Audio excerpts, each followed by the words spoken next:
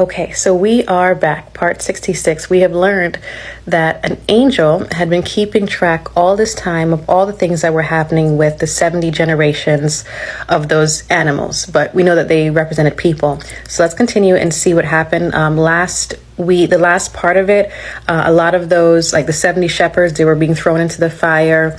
A lot of those other bad animals, they were being thrown into the fire, and it left off saying that even those blinded sheep, the ones that were not going down the right path, they also were being thrown over the cliff into this fiery pit.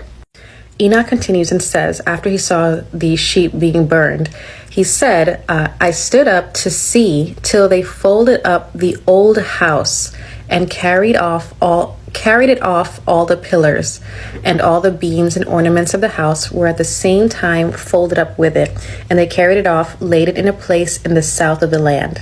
Now, if you're remembering, the house that they're talking about here was built by the sheep that became a man once it came off of the great vessel. So the boats, they're talking about whatever house Noah built at the time. Now Enoch is seeing it, and it's just being carried away and dropped off somewhere else. He says, then the Lord of the sheep brought a new house, greater and loftier than the first, and set it up in the place of the first, which had been folded up. These pillars were new, and its ornaments were newer and larger than those of the first one, the old one which he had taken away, and all the sheep that were within it. To me, this sounds like the old church, the old way of doing things, the old way of just everything. Worship was destroyed because obviously, it didn't help, there's all this destruction, and now newness is being set up by God. Enoch continues and says, the three that were clothed in white and had seized me by my hand, so these are the archangels, who had taken me up before, and the hand of the ram also seizing hold of me, they took me up and set me down in the midst of the sheep before the judgment took place. Those sheep were all white, and their wool was abundant and clean.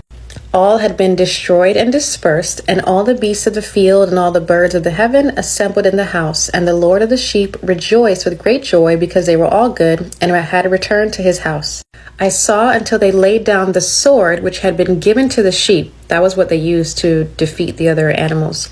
They brought it back into the house, and it was sealed before the presence of the Lord, and all the sheep were invited into the house. Their eyes were all open, and they saw the good, and there was not one amongst them that did not see. The house was large, broad, and very full. I saw that a white bull was born with large horns, and all the beasts of the field and all the birds of the air feared him and made petition to him all the time. Who is this new white bull? I don't know. Let's see if we can find out in the next part. Welcome back. So the last part, we are in a great place of Enoch's vision. All of the bad animals have been thrown off into the fire, and all the good sheep now have a brand new home that God has gifted them. So let's continue, because we left off with a white bull being born, and all these animals have great fear and petition towards him. I think they mean fear in more of a sense of awe, as opposed to like being scared. Okay, so after that white bull was born, he says, I saw till all their generations were transformed, and they all became white bulls. The first among them that became a lamb, that lamb became a great animal and had great black horns on its head, and the Lord of sheep rejoiced over it and over all the oxen. Enoch says, I was asleep in their midst, but when I woke, I saw everything. This is the vision that I saw when I was sleeping. I woke and blessed the Lord of righteousness and gave him his glory. I then wept a great weeping, and my tears stayed not till I could no longer endure it. When I saw, they flowed on account of what I had seen, for everything shall come and be fulfilled, and all the deeds of men in their order were shown to me. So I think it's safe to say that that last white bull, I believe, represents Yeshua or Jesus. I noticed that they use white bulls specifically for certain people. So if you remember when we started off, the first white bull was Noah that was on the ark, who had a white bull. And then, a couple of the white bull, I think, was born. Then it changed to white sheep. And then from there, it went on. And now we see another white bull. But because of the reverence that they have for this one is why I believe that it is in fact Jesus. And I think they just want to show the lineage, of who are like these star players in this dream. And I guess I'll take this time now to talk about where Enoch came from. So I think there was some confusion because there is actually two Enochs in the Bible if you read Genesis. So Adam had 3 sons. Cain and Abel, we know those. Cain had a son named Enoch. We're not talking about that person. Adam had a 3rd son named Seth. Seth had a son named Enos. And then Enos had a son who had a son. And then there's another. And then finally, Enoch was born. So this is the actual Enoch that we're talking about. It's from the lineage of Seth. And then, from that line comes Noah, comes Isaac, comes Jacob, and it goes all the way down to Joseph. And then, of course, we now see Jesus is born. So that's the line of people that we're talking about here. So that finishes that chapter. We're going to jump into the next chapter where Enoch has a very specific message. He talks about all the destruction that people are going to see. He's talking to his sons, which really is a message for all of us, and his guidance on what should be done in these times. So I'll see you in the next one.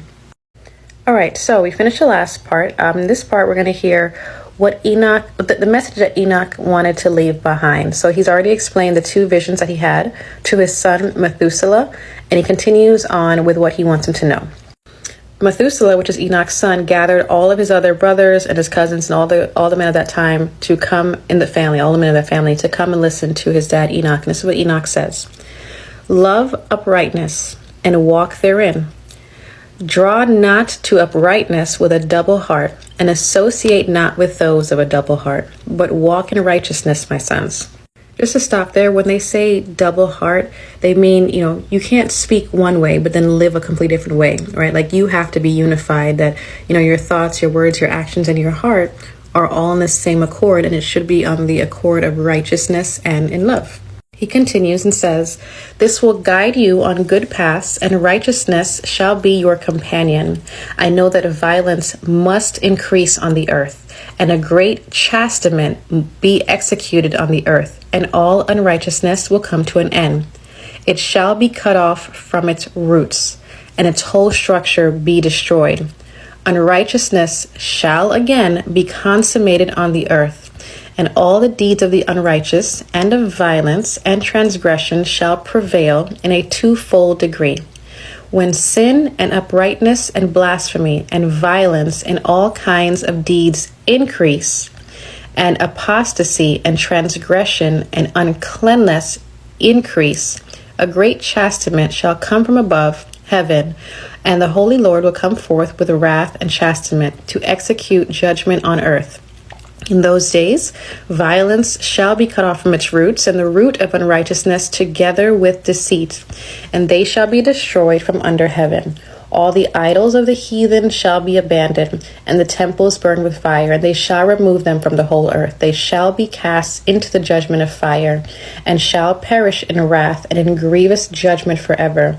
And the righteous shall arise from their sleep, and wisdom shall arise and be given unto them. And after the roots of the unrighteous shall be cut off, and the sinners shall be destroyed by the sword, and the blasphemers destroyed in every place. And those who plan violence and those who commit blasphemy shall perish by the sword. So now I tell you, my sons, and show you the path of righteousness and the path of violence. I show them to you again, that you may know what will come to pass."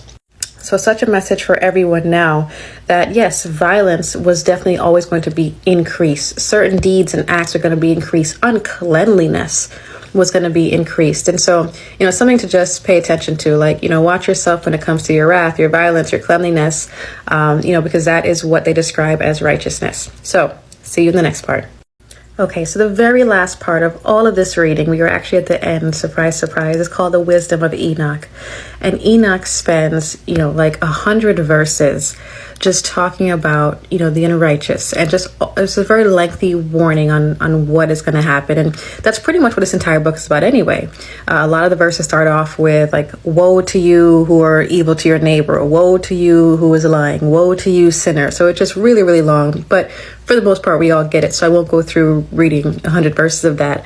But these are my final thoughts on this book. I thought that it pretty much backs up a lot of what we read in other ancient texts, not just the Bible. There are quite a few others, and we see it in the comments, people who read other religious texts, and they'll tell you, oh, this also reminds me of this, or this reminds me of that.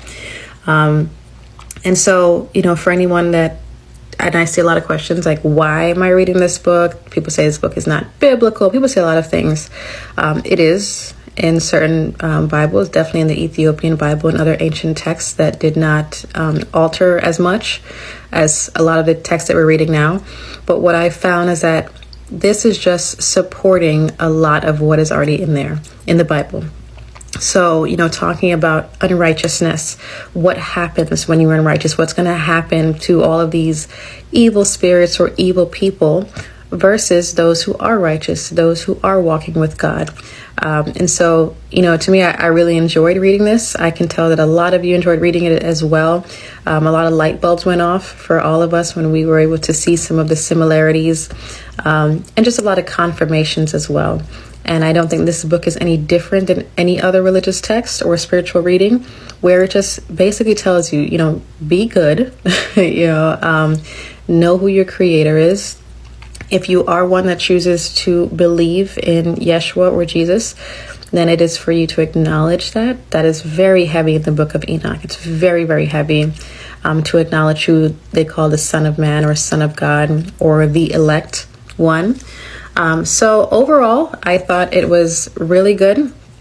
I loved it. I appreciate everyone that joined on this ride and all the really good comments. I think we all learned together. We create a really good space over here where we can ask questions when we're unsure of what something means or theorize or come up with things.